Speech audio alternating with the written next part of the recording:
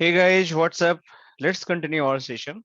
So till now, we just completed the session about the describe characteristics and network topology and architectures. We completed these two modules in network fundamental. Let's discuss about what is like interface type and cabling type. What is this? So we keep talking. जैसा कि हमने बात कर रहे थे कि हमारा जो LAN जो डिवाइस होगी और हमारा जो WAN डिवाइस होगा, राइट? वो कोई केबल से कनेक्ट होता है, राइट? वो केबल क्या हो सकता है? वो कॉपर हो सकता है, हमने जैसे बात किया था, और या फाइबर हो सकता है। दो ही तरीके हो सकते हैं, ठीक है। कॉपर जो होता है उसको हम बोलते हैं ईथरनेट। इसके बारे में हमने पढ़ा था कि उसके हमारा जो इलेक्ट्रिक पल्सेस होते हैं जो हम उसमें देते हैं। फाइबर में हमारे क्या हो सकता है? लाइट के पल्सेस होते हैं, राइट? उसके फॉर्म में हम कम्युनिकेशन करते हैं। और हमारा वायरलेस मीडिया होता है, उसके अंदर हमारा इलेक्ट्रोमैग्नेटिक साइन वेव फ्रीक्वेंसीज जाती है। तीन चीजें हमने पढ़ाई की थी, ठीक है। जो मैंने जब ऊपर बात डिस्कस किया था तो हमने काफी सारी चीजें मैंने बताया था आप लोग को, ठीक है। तो उसी को कॉन्सेप्ट को हम आगे पढ़ते हैं जब, तो हमारे पास एक स्पेसिफिक चीज है कि compare the physical interface in cabling type. तो हमारे पास ये पूछता है कि सिंगल मोड फाइबर क्या होता है, मल्टी मोड फाइबर क्या होता है, कॉपर क्या होता है। ये चीज समझना है आपको, ठीक है। तो मैं आपको समझाता हूँ क्या होता है, ठीक है। सबसे पहले बात करते हैं फाइबर। तो मैं आपको ऑफिशियली बुक से बताता हूँ कि फाइबर क्या होता है। फाइबर केबल जो होता है ना, उसमें ट्रांसमिशन होता है हमारा ट्रैफिक। अब फाइबर और कॉपर में सबसे जो प्राइमरी डिफरेंस होता है, जो कॉपर होता है, इसकी एक प्रॉब्लम होती है। ये ये जो होता है इलेक्ट्रिक पल्स में आपका सिग्नल को ट्रांसमिट करता है, और इसको हम बोलते हैं इथरनेट केबल, ठीक है। इथरनेट केबल्स बोलते हैं इसको, जिसके थ्रू ये कम्युनिकेशन देता है। लेकिन ये लो डिस्टेंस, मतलब आपको अगर 100 मीटर तक जाना है, 200 मीटर तक जाना है, लो डिस्टेंस तक ये कवरेज आपको प्रोवाइड करता है कनेक्टिविटी का। तो मतलब आपको अगर बहुत ज्यादा लॉन्ग डिस्टेंस चाहिए, अगर आप चाहते हो कि कॉपर यूज करें, तो ये आपके लिए कारीगर नहीं होगा, आपके लिए काम करने के लिए नहीं होगा। तो एक तो प्रॉब्लम होगी कॉपर की है कि ये आपका मतलब लो डिस्टेंस कनेक्टिविटी के लिए आपको यूज होता है, मतलब आपके लिए लॉन्ग नहीं चलता है, स्मॉल डिस्टेंस के लिए सही है। लेकिन अगर आपको 10 किलोमीटर की कनेक्टिविटी, मतलब आपका एक ऑफिस यहाँ पे है और इस एक ऑफिस यहाँ पे है, अगर इन दोनों को आप चाहते हो कि लैन के थ्रू कनेक्ट करें, ठीक है, या फिर वैन के थ्रू कनेक्ट करें, तो क्या इसको कॉपर से कर सकते हो? तो आंसर इज नो, इसको नहीं कर सकते हैं, क्योंकि ये इतना बड़ा केबल आपका कॉपर नहीं सपोर्ट करेगा 10 किलोमीटर का। तो इसके लिए हमें चाहिए होगा फाइबर, ठीक है। फाइबर टेक्नोलॉजी चाहिए होगा, या फिर हमें इसके लिए माइक्रोवेव टेक्नोलॉजी, जो हमारा वायरलेस वाला जो कॉन्सेप्ट है ना, वो चाहिए होगा कनेक्ट करने के लिए। आपका कॉपर तो इतना दूर नहीं जा पाएगा, तो उसके लिए फाइबर। तो पहले चीज हो गई, अगर आपको लॉन्ग डिस्टेंस के लिए चाहिए कोई चीज कम्युनिकेट करने के लिए, तो आपको चाहिए फाइबर। आपको शॉर्ट डिस्टेंस के लिए चाहिए, तो वो चाहिए आपका कॉपर। ये क्लियर हो गया आपको, ठीक है। तो लॉन्ग और शॉर्ट, ये ध्यान रखना आप लोग। एक कॉपर एंड फाइबर की प्रॉपर्टीज हो गया। अब बात करते हैं कि ये बोलते हैं कि जो आपका कॉपर है और फाइबर है, इसको थोड़ा सा क्लासिफाई करो इन मोड टर्म में। तो देखो, सिंगल मोड फाइबर और मल्टी मोड फाइबर, इसमें दो चीजें हैं, ठीक है। आप देखो, इसको समझो। इसमें दो चीजें हैं, एक सिंगल मोड फाइबर है, एक आपका मल्टी मोड फाइबर है। अब इसके बारे में क्या होता है, सिंगल मोड फाइबर क्या होती है, मल्टी मोड फाइबर क्या होती है, इस चीज को हमें समझना है। तो देखो, अब इस डायग्राम में देखो, ये देखो फाइबर है। अब फाइबर के अंदर क्या होता है कि कई सारे कोटिंग्स होती है। जो फाइबर केबल होता है ना, मैं आपको दिखाता हूँ कैसा दिखता है। मैं आप लोग यहाँ विजुलाइज करो फाइबर केबल्स। फाइबर केबल्स ऐसी कुछ होती हैं। देखो, आप लोग देखा होगा, आप लोगों ने कई बार कि फाइबर आपके घर के आसपास लगा होगा। तो ये ना, ये प्लास्टिक की कोटिंग होती है, इसके अंदर ना फाइबर्स होते हैं। ये बहुत पतले पतले होते हैं, लेकिन इसके अंदर भी ना बहुत सारी कोटिंग, सब कोटिंग्स होती हैं। देखो, इस तरह के कुछ फाइबर, देखो यहाँ पे कितने सारे कोटिंग्स है। फाइनली आपका यहाँ पे एक फाइबर का कनेक्शन जा रहा है, और फाइनली ये सारे पैच कोड्स बोलते हैं, इसको हम पैच कोड बोलते हैं, जो आपके घर में, आपके राउटर में भी देखो लगा होगा। आप देखना जाकर, ऐसा कुछ केबल ला के आपके आईएसपी वालों ने लगा रखा होगा, जो फाइबर केबल इसको बोलते हैं। मेरे घर में भी लगा हुआ है, आपके घर में भी लगा होगा, ठीक है। तो अब जो है, होता क्या है कि बेसिकली जैसे ही आपका फाइबर कनेक्शन आता है कहीं से भी, तो उस फाइबर के दो मोड्स होते हैं। एक हमारा होता है मल्टी मोड होता है, और एक हमारा होता है सिंगल मोड फाइबर्स होता है। तो एक चीज मैंने आपको समझाया था कि कॉपर जहां भी आपका यूज होगा, वो आपको स्मॉल डिस्टेंस के लिए यूज होगा, राइट। लो डिस्टेंस, स्मॉल डिस्टेंस के लिए यूज होगा, ठीक है, ये ध्यान। अब फाइबर में हमेशा लॉन्ग डिस्टेंस के लिए यूज होता है, ठीक है। सो ये लॉन्ग डिस्टेंस के लिए यूज हो गया, ये दोनों फाइबर। अब इसमें भी बड़ा कैच है कि कौन सा मेरा सबसे लॉन्ग डिस्टेंस, मतलब लॉन्गेस्ट ये वाला होगा और ये वाला, मल्टी मोड, दो मोड हो गए। तब इसमें थोड़ा समझते हैं कि इनका मतलब क्या होता है। तो अब ये फाइबर जो हमारा है यहाँ पे, आप अगर देखते हो तो इस फाइबर के अंदर हमारे बहुत सारे कोटिंग है, क्लैडिंग है, बफर है, स्ट्रेंथर है और आउटर जैकेट है, जिसको स्मॉल डिस्टेंस के लिए बोलते हैं, यूज होता है। एक कोर आपका लॉन्ग डिस्टेंस के लिए होता है। तो जो मेन मुद्दे की बात है ना, ये समझो आप लोग कि ये जो फाइबर है, ये दो टाइप, ये देखो, ये वाला जो फाइबर है ना, जिसके अंदर बहुत सारे रेज आ रही हैं, आप यहाँ देखोगे कि एक इधर जा रही है, एक इधर जा रही है, किधर जा रही है, किधर जा रही है, मतलब मल्टी एलईडी का लाइट का यहाँ पे फॉर्म में, एलईडी फॉर्मेट में लाइट इसमें इंजेक्ट होता है। और एक कोर के अंदर ना बहुत सारी लाइटें ट्रेवल करते हुए जाती हैं। तो जहां पे आपका मल्टीपल लाइट इसके कोर में ट्रेवल करते हुए एक पॉइंट से दूसरे पॉइंट पे जाता है, उसको हम बोलते हैं मल्टी मोड फाइबर। मतलब लाइट के जो फॉर्मेशंस हैं, जो सिग्नल को ट्रांसमिट करता है, वो मल्टीपल फॉर्म में, मतलब मल्टीपल डायरेक्शंस में वो भेजता है एक बार में, कई सारे लाइट्स को भेजता है। तो ये जो होता है ना, इसको बोलते हैं मल्टी मोड्स एंगल्स, इसको बोलते हैं multi modes angles. The figure shows the normal operation of the multi mode fibre, characterized by the fact that cable allow the multiple edges, right, multiple angles modes of the light waves entering the core। so ये allow करता है कि आपको multiple angle से light को हम इसमें inject कर सकते हैं। ठीक है। जबकि आपका सिंगल मोड जो फाइबर होता है वो ऐसा नहीं करता है। वो बोलता है कि आपको एक ही लाइट को मेरे अंदर भेजना है, आप मल्टीपल नहीं भेज सकते हो। तो ये देखो, ये लिखता है, in constant single mode fibre use the smaller diameter core. इसका डायमीटर थोड़ा बड़ा होता है, इसका कोर में बहुत सारी लाइटें जा सकती है, लेकिन इसका डायमीटर बहुत छोटा होता है। और ये एलईडी से भेज सकते हैं लाइट, इसके अंदर लेजर से भेजना पड़ता है हमें लाइट। और इसका क्या बोलता है कि 1/5 diameter of the common multimode, इसकी जो डायमीटर होता है इससे 1/5 छोटा होता है इसका। ठीक है। To transmit light into much smaller core as the laser based transmission. ये एलईडी बेस्ड होता है, laser based, that is single angle. इसमें सिंगल एंगल से भेजते हैं, मल्टीपल एंगल से नहीं भेज सकते हो। तो ये तो आपके डिफरेंस, मतलब मल्टी मोड फाइबर का मतलब ये होगा कि आप इसमें मल्टीपल एंगल से लाइट को इंजेक्ट कर सकते हो। जो एक एलईडी की लाइट्स होती हैं जो स्प्रेड होती हैं, उन सारी लाइटों को आप इसके अंदर इंजेक्ट कर सकते हो। और इसकी डायमीटर जो कोर का होता है बहुत बड़ा होता है। और इससे 5 गुना छोटा इसकी डायमीटर होती है, जिसके अंदर हम एक ही लाइट भेज सकते हैं, जिसको हम लेजर से इंजेक्ट करते हैं, और सिर्फ एक टाइम पे एक ही लाइट इसमें प्रोसेस होगी। तो इसको बोलते हैं सिंगल मोड फाइबर। क्लियर। तो सिंगल मोड और मल्टी मोड में क्लियर हो गया आपको कि क्या डिफरेंस होता है। इसके अलावा अब इनके बीच जो फाइबर होते हैं उसमें दो केबल्स होती हैं अंदर। दो केबल्स होती है, एक फाइबर के अंदर दो केबल्स होती हैं, चाहे वो सिंगल मोड है या मल्टी मोड है। एक हमेशा डेटा को ट्रांसमिट करता है, दूसरा हमेशा रिसीव करता है। मतलब ये आपका फाइबर है, यहाँ पे एक पीसी कनेक्टेड है, ये आपका स्विच कनेक्टेड है। तो यहाँ से जो ट्रांस सिग्नल निकलेगा, फाइबर में जाएगा जब, तो फाइबर का एक जो पोर्ट होगा इसको कंटिन्यू भेजेगा बाहर, ट्रांसमिट करेगा, दूसरा इसको रिसीव करके इस पीसी को देगा। सिमिलर चीज यहाँ पे, जब ये ट्रांसमिट करेगा तो यहाँ पे ये रिसीव बन जाएगा। और यहाँ पे जो ट्रांसमिट कर रहा था वो यहाँ पे रिसीव बन जाएगा। तो जस्ट अपोजिट हो जाएगा। देखो यहाँ पे जो टीएक्स है इस साइड है, वो यहाँ पे आरएक्स हो गया, जो यहाँ पे टीएक्स है यहाँ पे आरएक्स हो गया, जो यहाँ पे आरएक्स है वो यहाँ पे टीएक्स हो गया। तो जस्ट अपोजिट चलता है। तो two fibre cable with the TX and RX connected cable which इस साइड, तो ये आपका ट्रांसमिशन होता है। तो दो पेयर में होते हैं हमेशा।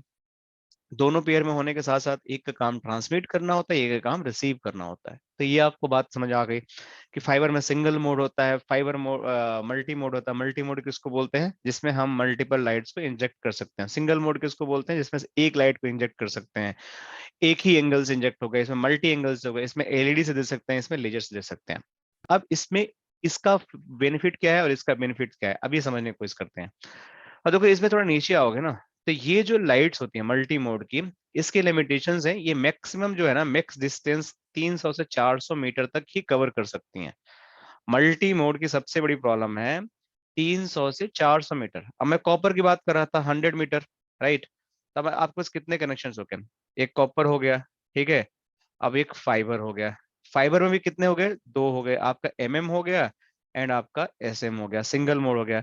अब मैं एमएम की बात करता हूँ तो ये इसकी प्रॉब्लम है कि 300 से 400 मीटर तक ये जा सकता है, राइट। 300 से 400 मीटर। और सिंगल मोड की बात करें तो 10 से 30 किलोमीटर तक जा सकता है। तो अब देखो ये हो गया। ये कम इसलिए ट्रेवल होता है क्योंकि इसमें लाइटें आपकी बहुत स्प्रेड होती हैं, बहुत लंबा नहीं जा पाती हैं, और इसमें क्या होता है, पेनिट्रेशन बहुत ज्यादा होता है और ये बहुत लॉन्ग जाती है।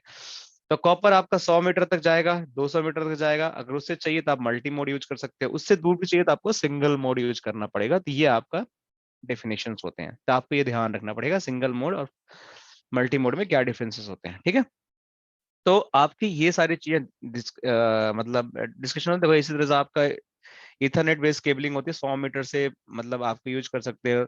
आप अगर मल्टी मोड फाइबर यूज करते हो तो आपको 500 मीटर तक, अगर सिंगल मोड कर दो 400 मीटर तक आप डिस्टेंस, सॉरी 40 किलोमीटर तक डिस्टेंस आप इसमें यूज कर सकते हो। ठीक है, तो ये आपको थोड़ा सा ध्यान रखना पड़ेगा कि भाई single mode fibre, multi mode fibre और कॉपर में डिफरेंस क्या होता है। ठीक है, क्लियर।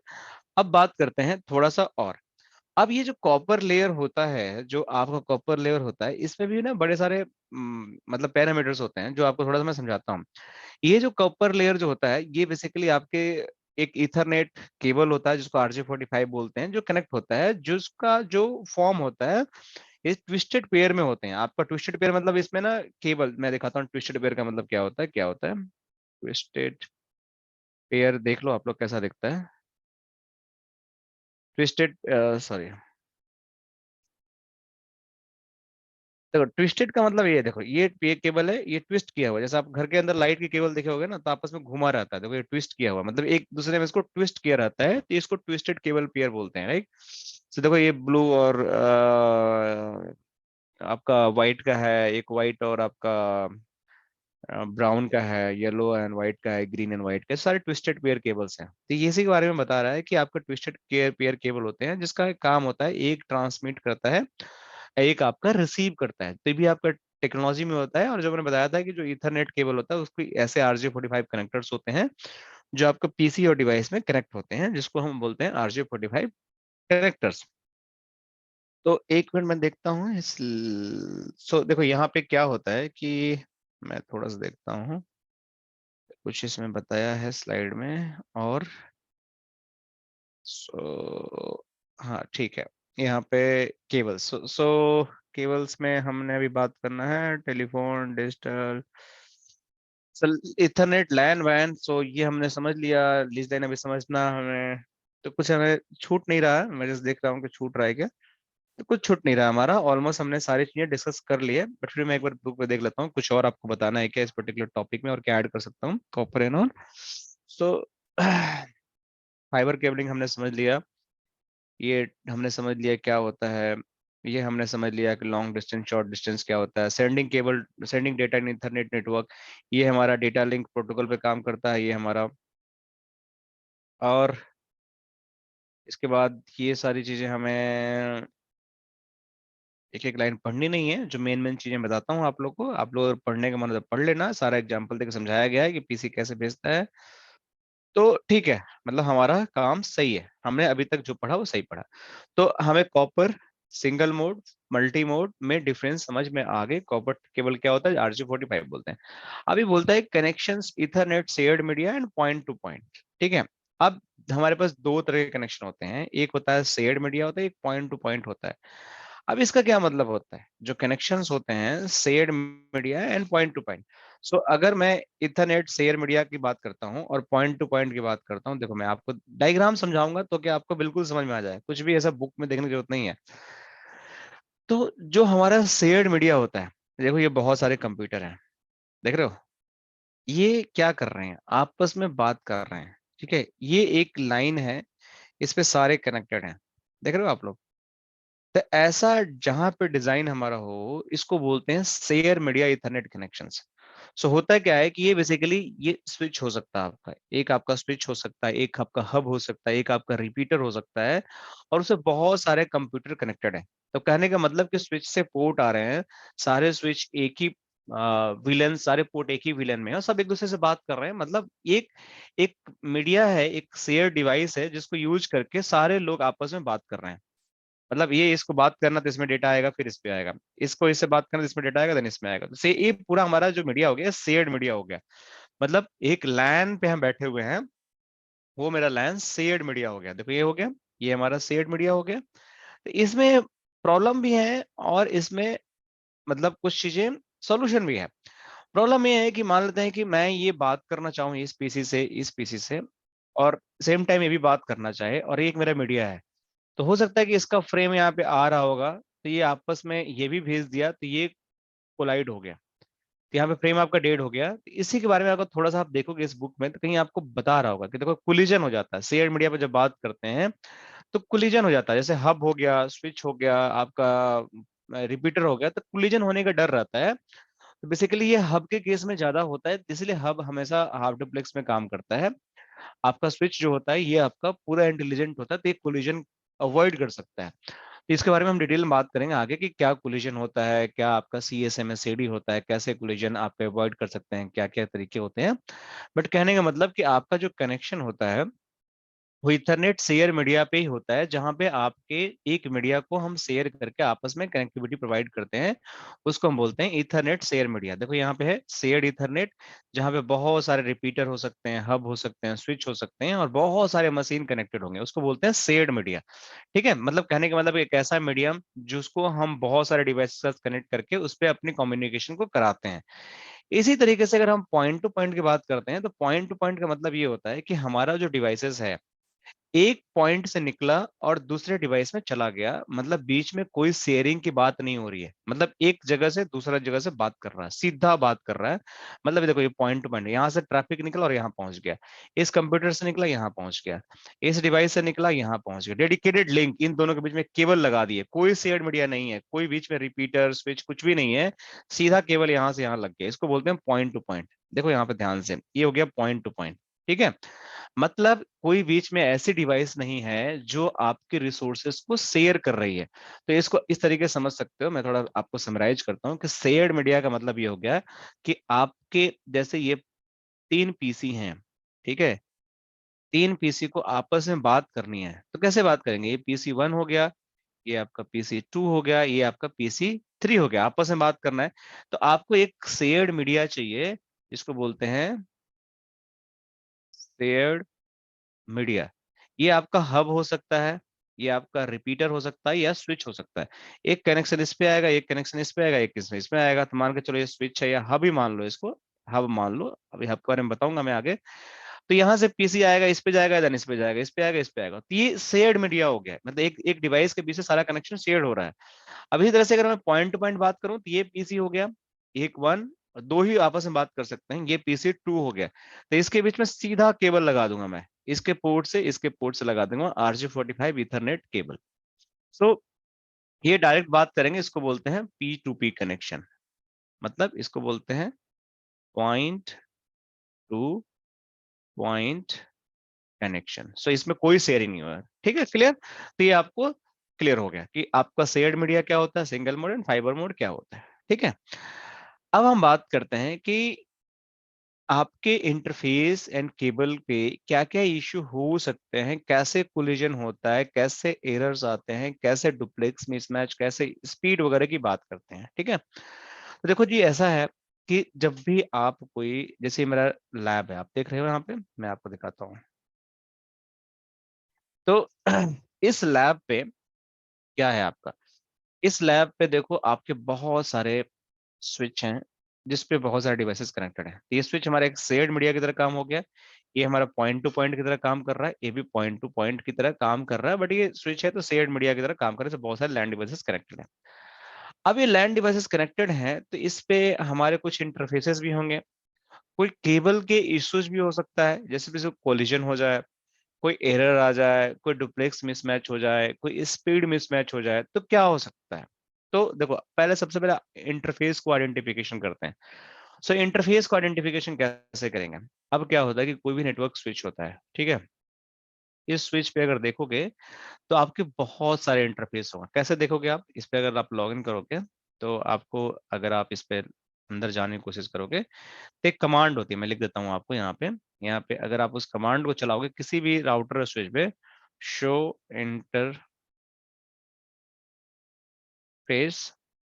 ब्रीफ, इस कमांड को चलाओगे तो इस स्विच पे जितने भी इंटरफेस होंगे ना आपको दिखा देंगे। तो देखो मैं दिखाता हूँ, शो इंटरफेस ब्रीफ, देखो मैंने क्या चलाया, तो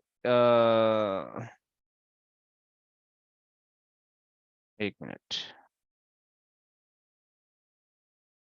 इस पे चल क्यों नहीं रहा है?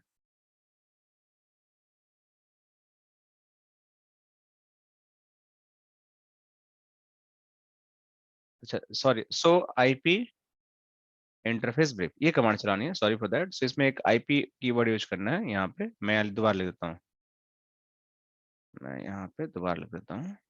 सो इंटरफेस ब्रेक भी चल जाता है, बट यहाँ पे शो आईपी इंटरफेस ब्रेक, ठीक है। तो यहाँ पे मैंने चलाया, जैसे ही कमांड चलाऊंगा तो जिसमें जितने भी स्विचेज पे होंगे ये आपको इंटरफेसेस दिखा देगा।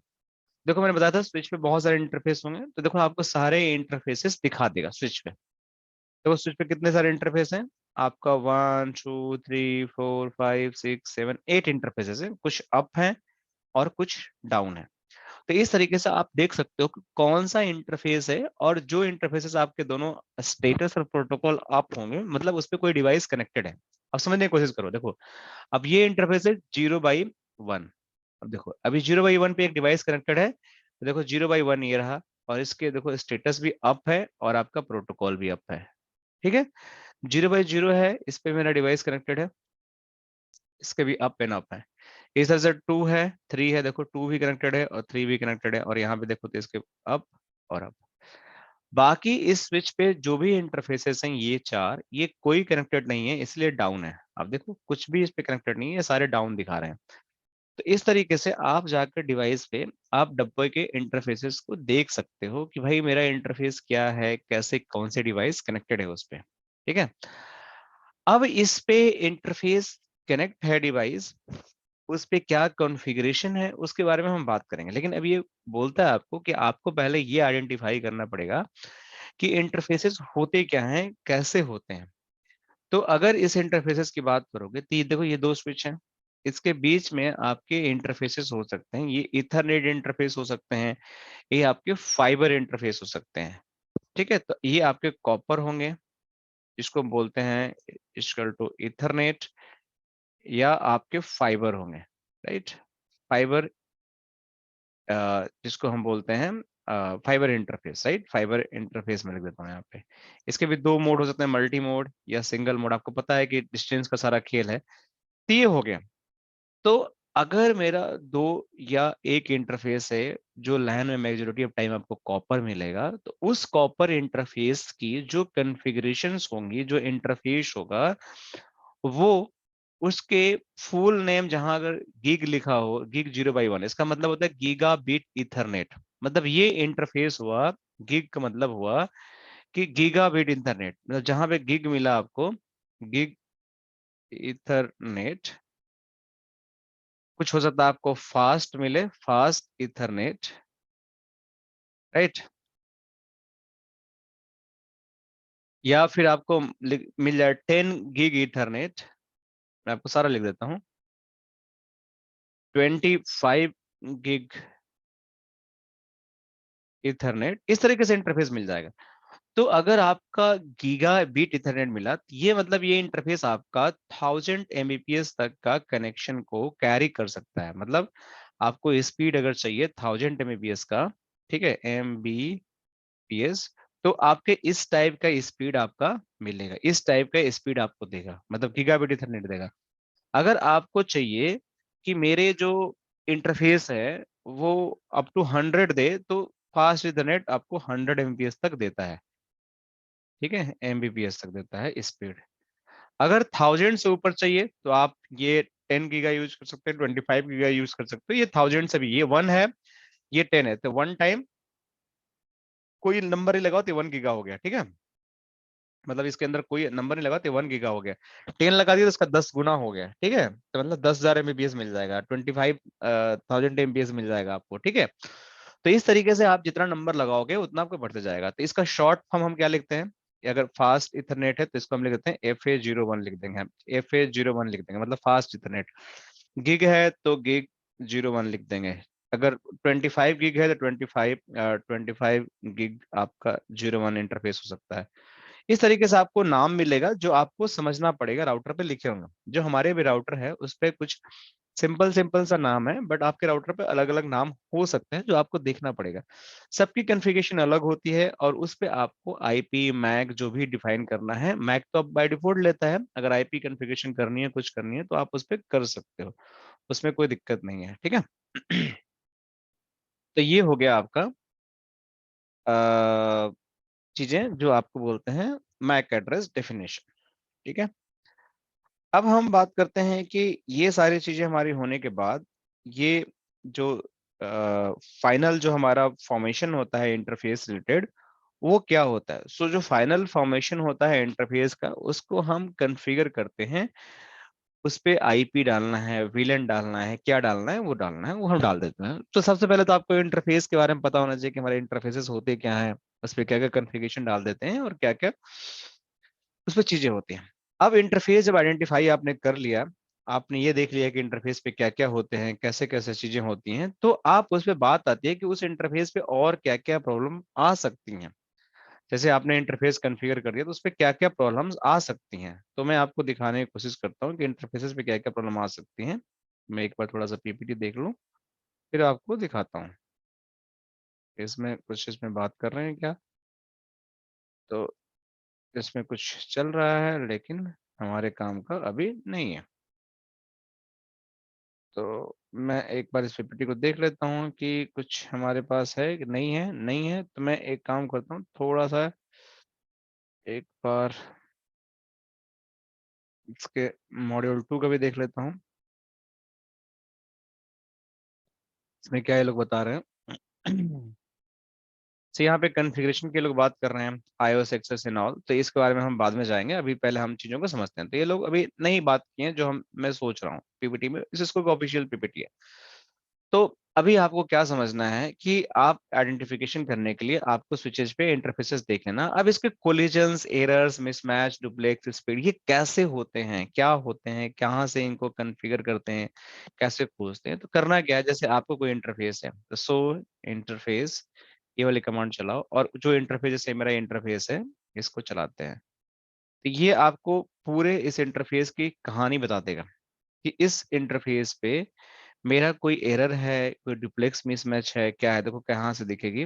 लेकिन उससे पहले आपको बताऊंगा वो डुप्लेक्स क्या होता है, ठीक है, कोलिजन क्या होता है, फिर इसके बारे में आपको समझ में आएगा। तो मैं आपको दिखाता हूँ, जैसे यहाँ पे देखोगे तो देखो डुप्लेक्स ऑटो दिखा रहा है यहाँ पे, स्पीड भी ऑटो दिखा रहा है यहाँ पे, और क्या यहाँ पे एरर्स के बारे में बोल रहे थे ना, देखो दिखाता हूँ आपको एरर्स। मैं थोड़ा इसको छोटा कर लेता हूँ ताकि ऊपर पे भी दिखे आपका, हाँ ये रहा। मैं दोबारा से दिखाता हूँ आपको।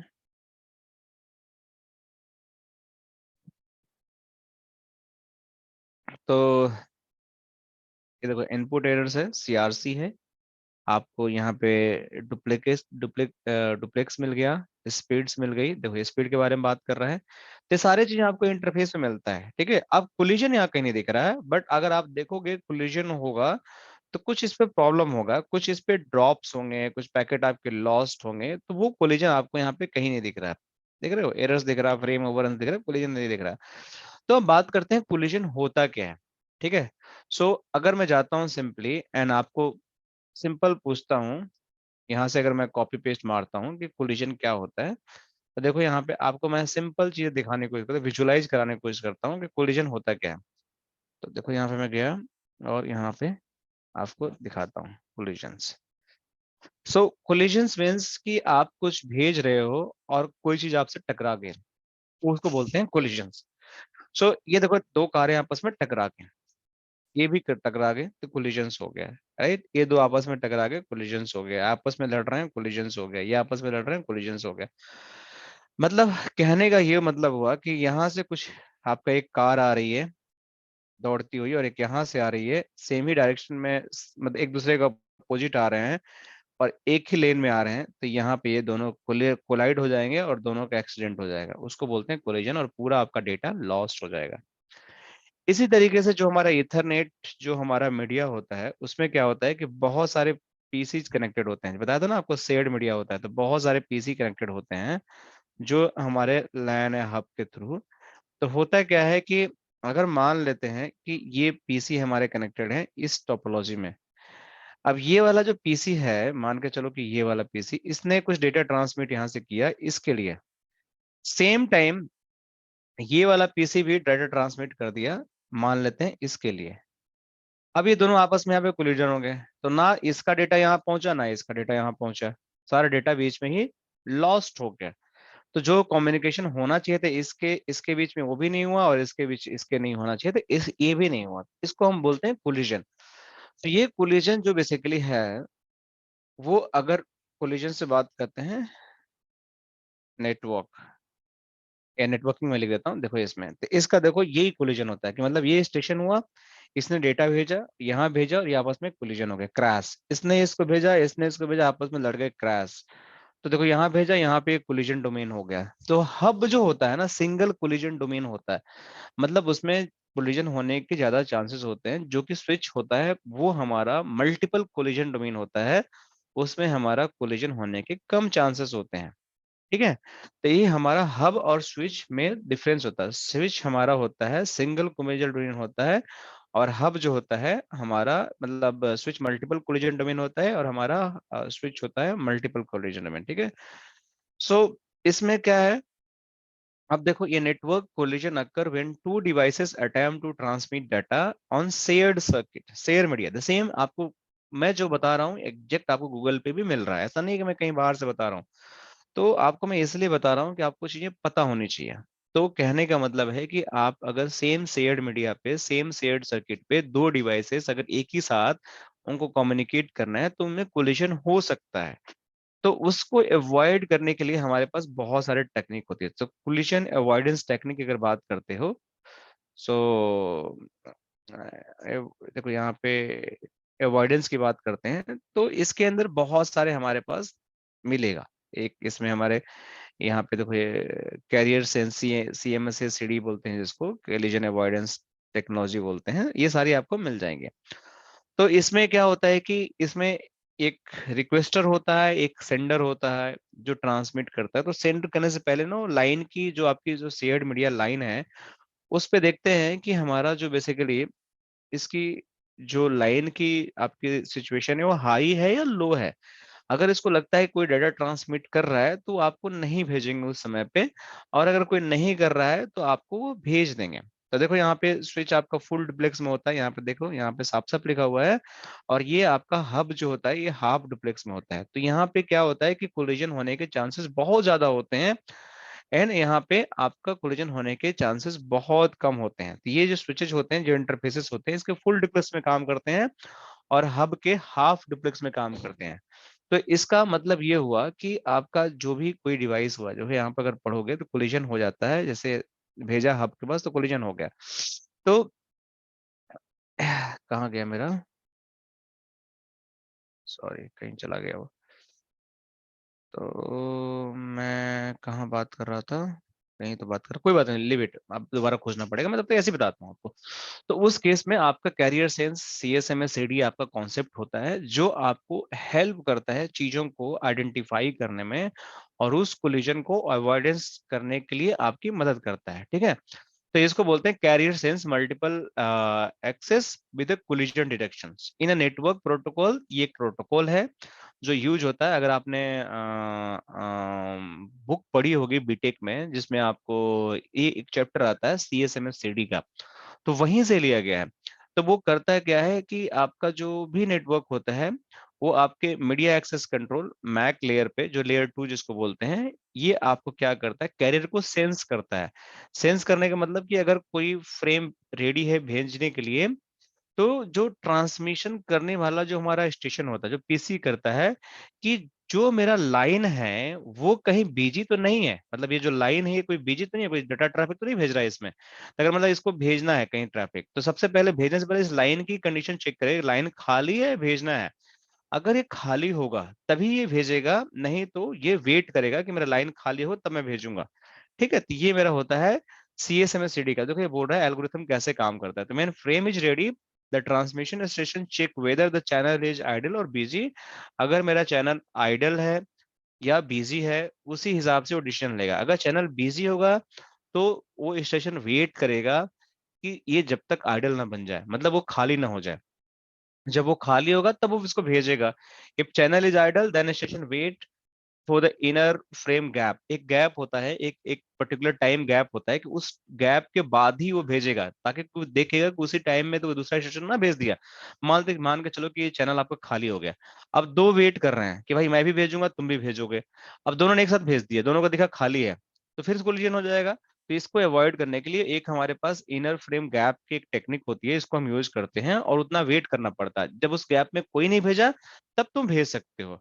सो after sending the frame it set a timer, वो टाइमर सेट कर देगा। The station then wait acknowledge the frame receiver, वो जो स्टेशन को मिलना होगा मिल जाएगा।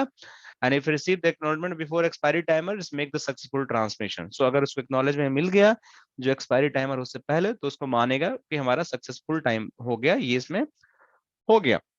तो इस तरीके से हमारा CSMS CD काम करता है, और कोलिजन को हम इस तरीके से अवॉइड करते हैं। तो हमारा जो होता है इस तरीके से कोलिजन होता है। अब इसमें एरर होता है, डुप्लेक्स मिसमैच हो जाता है। मान के चलो कि इंटरफेस में आपने कुछ और डुप्लेक्स दिया है। अब डुप्लेक्स क्या होता है, वो देखो आपको थोड़ा समझाता हूँ। What is duplex? So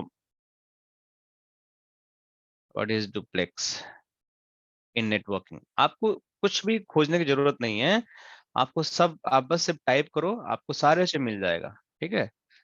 so duplex का मतलब ये होता है कि मान के चलो कि आपका दो डिवाइसेस हैं, उनको आपस में कम्युनिकेट करना है।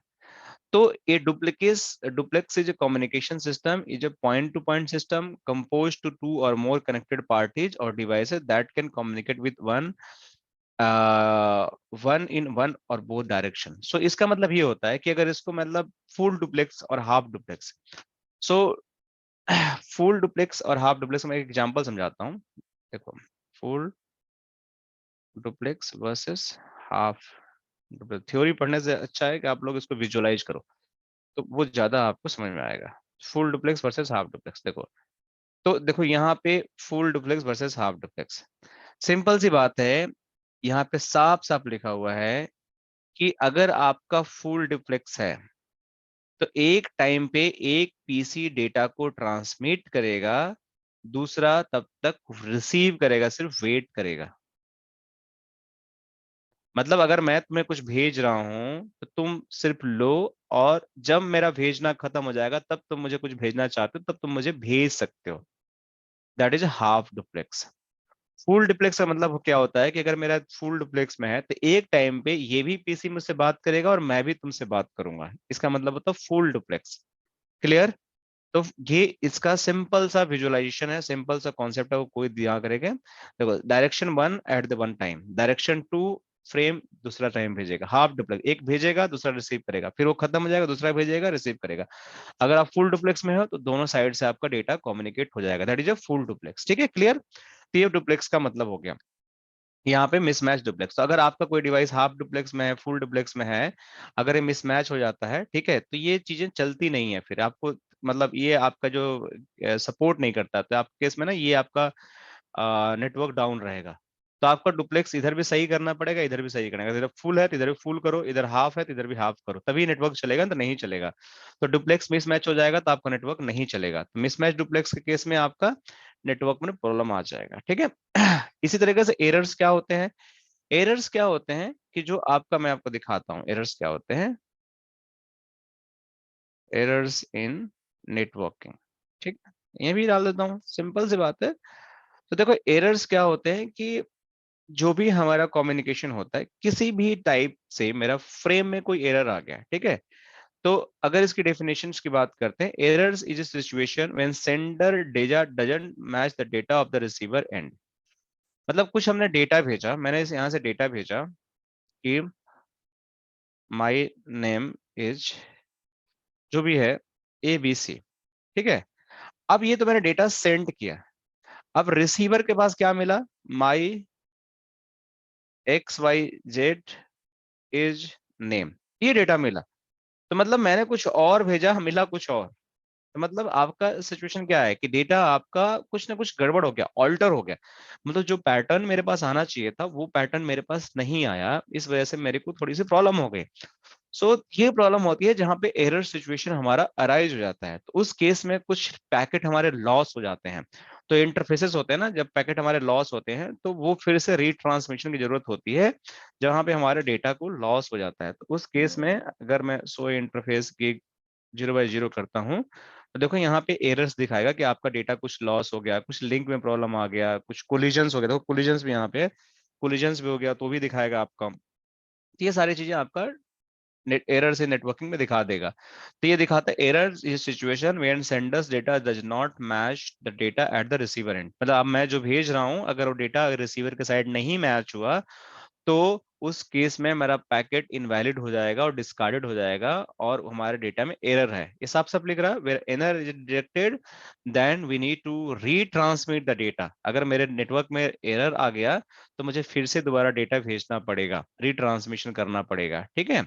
So there are various technique of the error control in the computer. अब इसको एरर को कंट्रोल करने के लिए मेरे पास वेरियस टेक्निक है। और इसको अगर देखोगे क्या क्या एरर्स हो जाते हैं तो सिंगल बीट एरर्स हो जाता है, multiple bit errors, burst error हो जाता है। अब इसको कंट्रोल करने का क्या क्या तरीका है वो हम बाद में बात करेंगे। ठीक है, बट आपको ये समझना है कि एरर्स होते क्या है। ठीक है, तो आपको कोलिजन समझ आ गया, एरर समझ आ गया, मिसमैच डुप्लेक्स समझ में आ गया। अब आप इंटरफेस टाइप मैंने बता दिया क्या होते हैं, केबल इशूज मैं बता रहा हूँ कि वही केबल पे क्या क्या है। स्पीड्स क्या होती है कि जैसे आपकी एक केबल है, अब इसकी स्पीड बाय डिफॉल्ट है 1000 Mbps, राइट। अब आप चाहते हो कि इसको 100 Mbps ही मेरे को कनेक्शन चाहिए, तो इस पे आप कॉन्फ़िगरेशन करके इसकी स्पीड को चेंज कर सकते हो। जैसे मेरा स्विच है तो मैं आपको दिखाता हूँ स्पीड होता क्या है। स्पीड इन नेटवर्किंग, So, बहुत सिंपल, पहले स्पीड देख लो। तो स्पीड का डेफिनेशन ये बोलता है कि आप किस रेट से डेटा को ट्रांसमिट करते हो एक लोकेशन से दूसरी लोकेशन तक। मतलब ये पीसी है, ये पीसी इस सर्वर से बात कर रहा है, किस स्पीड से डेटा ट्रांसफर कर रहा है, उसकी जो स्पीड होगी data transfer file upload download करने के लिए, आप जैसे घर में स्पीड टेस्ट करते हो उसको हम बोलते हैं स्पीड। तो ये सारी चीजें जो होती हैं इसको हम बोलते हैं स्पीड, और इसकी स्पीड टेस्टिंग होती है। ठीक है, तो ये सारी स्पीड टेस्टिंग जो होती है अगर मैं यहाँ पे दिखाऊं तो ये सिर्फ बेसिकली आपकी बैंडविड्थ, कितना बैंडविड्थ एलोकेट करते हो आपको डेटा भेजने के लिए एक पीसी से दूसरे। ज्यादा स्पीड होगा तो ज्यादा तेज आपका डेटा ट्रांसफर होगा, कम स्पीड होगा तो कम होगा। तो सिंपल सी बात ये स्पीड होती है। तो इसको हम बाय डिफॉल्ट हम इस स्पीड को कॉन्फ़िगर कर सकते हैं इंटरफेस पे जाकर। जो भी इंटरफेस अगर मान लेते हैं, आगे हम पढ़ेंगे, तो अगर कॉन्फ़िगरेशन में से जाते हैं, अगर मैं इंटरफेस लिखता हूँ, इस इंटरफेस का नाम देता हूँ, इस पे स्पीड में टाइप करता हूँ तो देखो स्पीड आता है। ये पूछता है कि आपको 10 Mbps करना है, 100 Mbps करना है, या 1000 Mbps करना है, या ऑटो रखना है। मैक्सिमम 1000 Mbps सपोर्ट करता है। मैंने क्या बोला था, एक गिग है, गिग 1000 करता है। अगर आपका इथरनेट होगा तो 10 Mbps करेगा, फास्ट इथरनेट होगा तो 100 Mbps करेगा, गिग होगा तो 1000 करेगा। तो इस तरीके से आपको अगर 10 Mbps की ट्रैफिक इस इंटरफेस भेजना है तो 10 आप डाल दो। ठीक है, सो इस पे ऑटो इनेबल है तो ले नहीं रहा है। ठीक है, सो आपको इसको डिसेबल करना पड़ेगा, देन आपको इस पे इनेबल करना पड़ेगा 1000। ठीक है, तो इसके पहले मुझे चेंज करना पड़ेगा, देन इसको ऑटो, देखो यहाँ पे ऑटो, ये ऑर्डर ले लिया। ठीक है, तो इसको डुप्लेक्स इस पे चेक चेंज करो, डुप्लेक्स यहाँ पे ऑटो है तो ऑटो डाल दो तो ऑटो ले लेगा।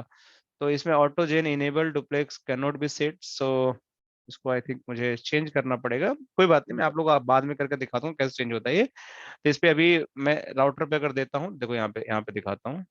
यहाँ पे जैसे राउटर मेरा है तो यहाँ पे देख लो आप लोग, ये लेयर 3 स्विच का iOS है। इस पे कुछ एडिशनल फीचर्स से इस पे इनेबल हैं तो उसको मुझे डिसेबल करना पड़ेगा, बट मैं इस पे आपको दिखा देता हूँ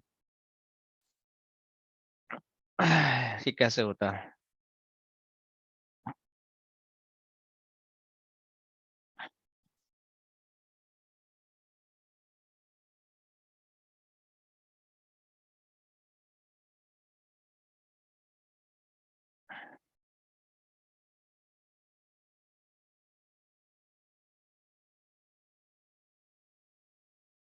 तो ये राउटर है, तो देखो इसकी इसकी जो गिग 0/0 इंटरफेस कनेक्टेड है। तो अगर मैं जाता हूँ और कॉन्फ़िगरेशन में जाता हूँ, इंटरफेस में गिग 0/0 पे कनेक्ट करता हूँ, यहाँ पे स्पीड लिखता हूँ। देखो यहाँ पे स्पीड का बहुत सारा ऑप्शन आ रहा है, तो इसमें मैं 10 डालता हूँ, देखो 10 आ गया। ठीक है, डुप्लेक्स है, 10 स्पीड हो गया। डुप्लेक्स में इसको हाफ कर दूंगा तो ये एक टाइम पे डेटा भेजेगा और एक टाइम पे रिसीव करेगा, तो हाफ डुप्लेक्स भी हो गया। तो इस तरीके से अब इसकी कॉन्फ़िगरेशन चेंज हो गया। तो अगर मैं इस पे जाऊंगा, इस इंटरफेस की कॉन्फ़िगरेशन आप लोगों को दिखाऊंगा, तो आप लोगों को दिखेगा कि इस पे आपका स्पीड 10 हो गया और डुप्लेक्स हाफ हो गया। इस तरीके से आप चेंज कर सकते हो डुप्लेक्स एंड और जितना आपका स्पीड ज्यादा रहेगा उतने आपकी चीजें ट्रांसफर फास्ट होंगे। ठीक है, सो दैट्स ऑल। फिर हम अगले लेक्चर में बात करेंगे TCP, UDP, IP addressing and subnetting की बात करेंगे। ठीक है, तो that's all for now. Okay, will connect again. Thank you so much.